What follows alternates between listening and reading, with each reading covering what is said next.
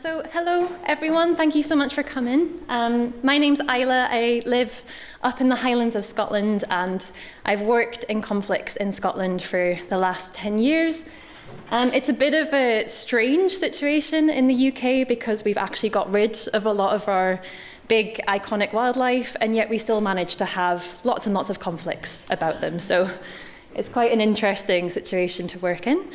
And my area of expertise is kind of, it's changed quite a lot. I was just saying when I applied for this conference, it was 2019 and I was working in a completely different ecosystem. So now I'm very much embedded in the marine space. I work with sharks. But as Alex was saying this morning, a lot of the stuff that we're talking about, a lot of the issues and the core problems are applicable across all species and all ecosystems, really. And so my area of expertise is sort of in-depth social science research, so mainly qualitative data. And I wanted to talk a little bit about ethnographic approaches today and their uses in conservation conflict. But first, I just wanted to say a huge thank you to all of the people who have been involved in this work. So my mentors and also colleagues as well, one of whom is sitting in this room, and obviously all the funders as well. It takes a village. All right, so this presentation will cover ethnography and what I believe, or how I believe it can be used in conflict to better understand stakeholder relations and also conflict dynamics. Also illustrating this using some case studies that I've been working on. And also the pros and cons of an ethnographic approach, because as we all know, there are no silver bullets in conflict research. I see this more as kind of like a tool that we can put in our toolbox. But first, I also wanted to talk a little bit about kind of how I see conflict. As I said earlier, in the UK, a lot of our conflicts don't really involve that much to do with species, although it looks like that on the surface. A lot of it is to do with human-to-human interaction, politics, social tensions, and a lot of history. And I really like this concept here, which is by Harrison and Loring in 2020, which sees conflicts as stories. And what they mean by that is that a conflict is often a larger ongoing narrative. They develop over time, they evolve over time with depth and meaning, and they contain a lot of interrelated kind of storylines from lots of different perspectives, and that makes them hugely complex. They can often, the longer that they go on, the more of a history they develop, and they're multifaceted, so that yes, they involve aspects of ecology, wildlife, human-wildlife interaction, economics, but they also involve really deep-rooted social, political, and cultural elements as well. And to make matters even more complicated, they are not static episodes. We often find that they escalate and de-escalate over time. So a conflict can never really be resolved. They kind of re-erupt at certain points. And often the reasons why they escalate are really hard to understand because it's the messy part of dealing with humans. And once they've reached a certain point where they're incredibly escalated, people don't want to talk to each other, then those aspects are even harder to disentangle. And as a lot of people will say multiple times at this conference, we really need multiple disciplines, lots of different approaches and research techniques to fully understand, approach and tackle them. And a really good example of this is of driven grouse shooting in the UK, mainly in Scotland is where I worked. And for those of you that don't know much about driven grouse shooting, it's a sport that's quite unique to the UK. It was invented way back in the 1800s. And it's a form of hunting, really. So people go out and they hunt a bird called a grouse, which is a ground nesting bird, kind of like a fancy chicken, if you like. And it differs from traditional hunting in that people don't go out on foot and hunt birds on foot. The guns, or the shooters, are actually stationary. So they stay in these kind of little round stone circles called butts. And they actually get the grouse driven towards them by a line of workers called beaters. And this means that they can take out a lot more birds than they would normally be able to. And so management for driven grouse shooting, it all takes place on private estates. And they employ a large number of people to maintain the land, specifically to artificially elevate the numbers of grouse. in the heather. And this involves a number of different things, from burning the heather to predator control. And this has namely been extremely contentious, especially to do with the illegal killing of birds of prey. So in 1954, it was made illegal to intentionally harm a bird of prey, and yet the grouse shooting industry have continued with it to the point where a lot of species have been driven to the point of extinction, or near extinction in many cases.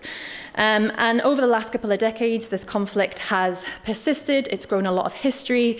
People have become extremely polarized, and there is very, very little constructive dialogue going on. And there's been a lot of attempts to try and manage this conflict, everything from stakeholder forums to collaborative research, and neither one has been particularly successful, as Juliet knows only too well. And so this is a really cool model that I won't go into too much. It was designed by my colleague, Jeremy Cusack, and it's adapting a model from peace studies to understand or to display kind of how the different levels of conflict escalation and de-escalation. Obviously, it doesn't look as neat and perfect as this, but it's a really good visual example. And we believe that the raptor-grouse conflict is actually approaching the final stage. So it sounds very dramatic, but there is violence involved. People have been pulled out of their cars and beaten up. There are also death threats. And there are multiple parties involved at all levels of governance, right from the local level, right up to the national level. So you've got NGOs, you've got charities involved, celebrities, Chris Packham, if you know him. I tried to come into this conflict to understand why it escalated to a certain point. I was a naive ecologist, and I thought that I could go in and just speak to people and they would be lovely and open with me, and that was not the case at all. It was extremely difficult to engage with people on the ground. They had huge mistrust towards me as a scientist, and what I was really trying to get was not the party line, which was extremely antagonistic, people saying that they didn't want to work with each other, and try and really get to the roots of why people were behaving the way they did. And so myself and my supervisory team were like, we need a slightly different approach. And so this is where ethnography came into it. So what is ethnography? Ethnography is basically a term for a huge field which is too complex to go into for 12 minutes. But a lot of it is focused on participant observation to understand a culture or society. It's largely qualitative with its roots in social science.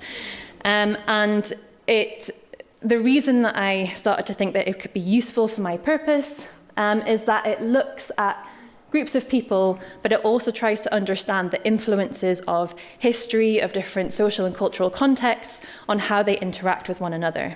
So you can uncover complexities and nuance. You can also find hidden meanings and voices. So some of the keynotes this morning were talking about sometimes it's quite difficult to access certain groups of stakeholders. And it's very inductive and open-ended, which means you don't go in with a preconceived theory. Your study subjects are able to identify matters of significance to them. And when I first came across ethnography, my opinion of it was that it had been used traditionally by scientists from the global north going into tribes and cultures and trying to understand them. But since then, it's quite an advanced field, and it is used in a lot of very sensitive situations, so things like war or areas where you've got a lot of minority groups who maybe don't want to come forwards and give their opinion in a one-to-one interview setting, and to explore taboo subjects. And when we think about conflicts, there are quite a lot of taboo subjects, and there are quite a lot of things that people are a little scared to come forward with, such as wildlife crime. And also there is a lot of mistrust towards the research team, sometimes. And ethnography has a huge wide variety of methods, but at its core, it involves meeting with people in a natural setting, so a setting that is comfortable to them, having continuous engagement, often over a long time frame. And I think actually quite a lot of us are already doing this in our work. We're just not calling it ethnography. But you can do a number of things. You can take notes in the field, you can take voice memos, you can also look at documents and artifacts, and quite often these are complemented with interviews.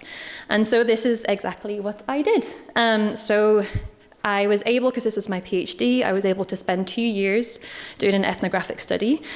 I'll go through it quite quickly, but basically the 2 minutes, okay. The principle is that I kind of went out, did a lot of work sort of really immersing myself in the culture of not only gamekeeping, but also raptor conservation. I actually worked on estates and did a lot of listening, and then backed it up with interviews as well.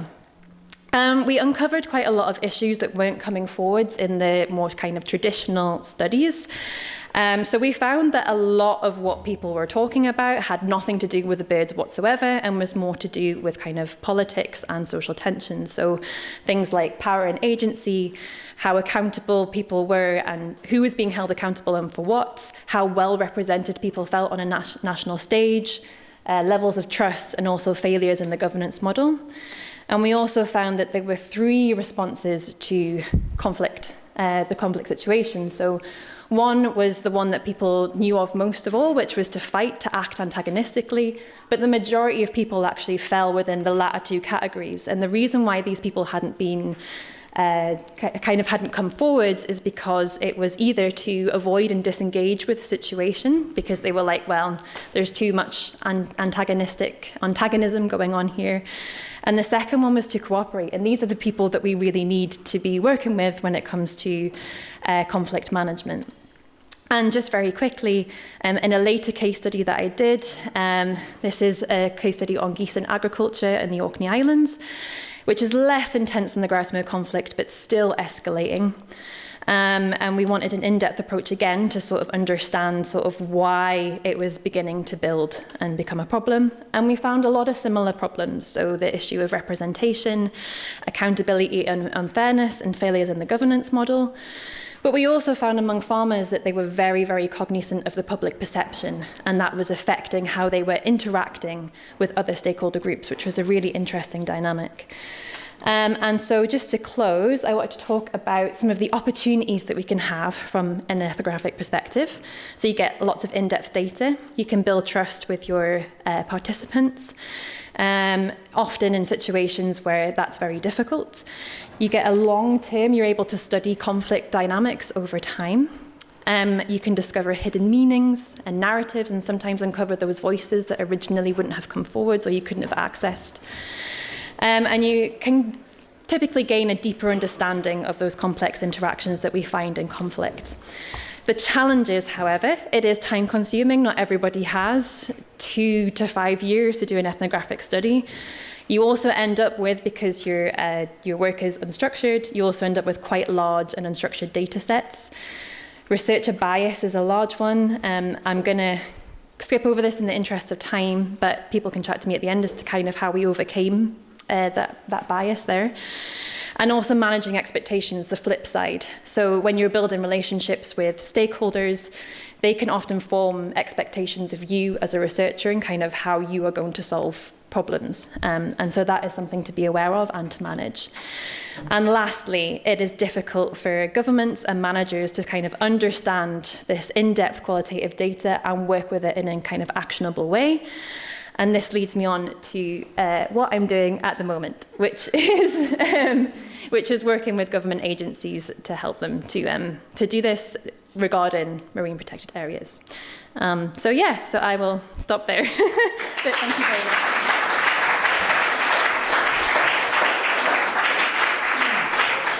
Well done. A very good use of 2 minutes there, Isla. And it's wonderful to see a full house. So there are seats in the front as well, if anybody is uncomfortable and wants a seat. So maybe if Amal's... Guy, do you think you could help load up Amal's talk? Wonderful. And I will go around with the microphone. Any questions for Isla? Yes.